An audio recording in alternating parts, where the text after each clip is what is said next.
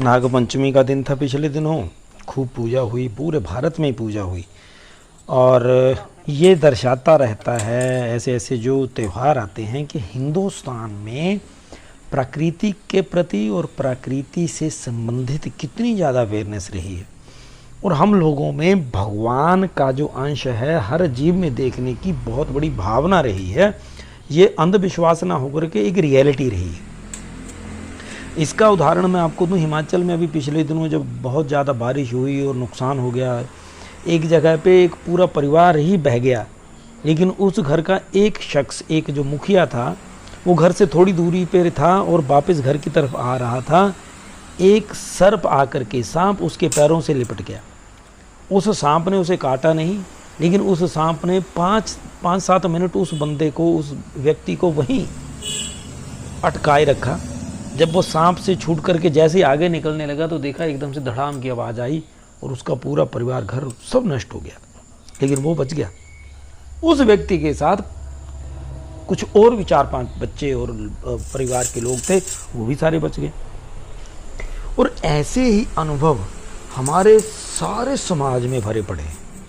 चाहे पेड़ पक्षियों की सेवा हो, पूजा हो, इसका वैज्ञानिक आधार रहता है। तो हम लोगों को ये नियम रखना पड़ेगा कि हमारे जो ये त्योहार हैं, ये जो हमारी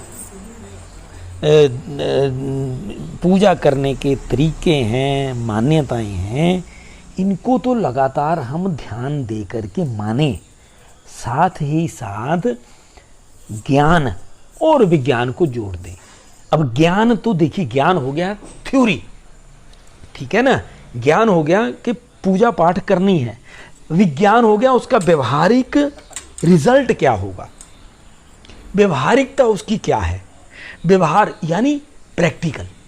तो जो विज्ञान, ज्ञान और विज्ञान, ये जो भारत है, भारत ज्ञान और विज्ञान की भूमि, हर चीज व्यवहारिक रूप से प्रमाणित है, इसीलिए भारत में उसकी उपयोगिता है। अब ये चीज हम लोगों को समझनी होगी। हमें अपने बच्चों के अंदर भी ये व्यवहारिकता विकसित करनी होगी। अब देखिए, हम लोग बोल तो देते हैं कि सदा सच बोलो, और वो रट भी लेते हैं। स्कूल देखो ना, स्कूलों के ऊपर भी लिखा रहता है अच्छी अच्छी बातों में सदा सच बोलो, लेकिन ये हो गया ज्ञान। अब व्यवहारिकता क्या है? व्यवहारिकता यानी क्या मेरे जीवन में उतर पाया? अगर मेरे जीवन में नहीं उतरा, फिर मैं कैसे आशा रखता हूं कि मेरे बच्चे के जीवन में भी उतर पाएगा?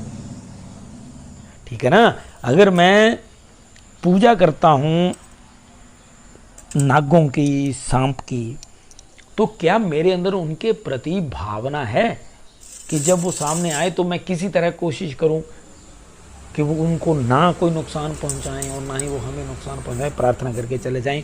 और किसी का अनुभव हो ऐसा, वो सामने उसके जीवन में उतरा हो, तो आपके बच्चे को आप बता पाएंगे, उस बात का प्रभाव होगा। क्योंकि जब आप ऐसी बात बताएंगे तो वो जो सच बोलेंगे ना, तो वो दिल से निकलता है, फिर उसके लिए अलग किसी तरह की बनावट की आवश्यकता नहीं होती।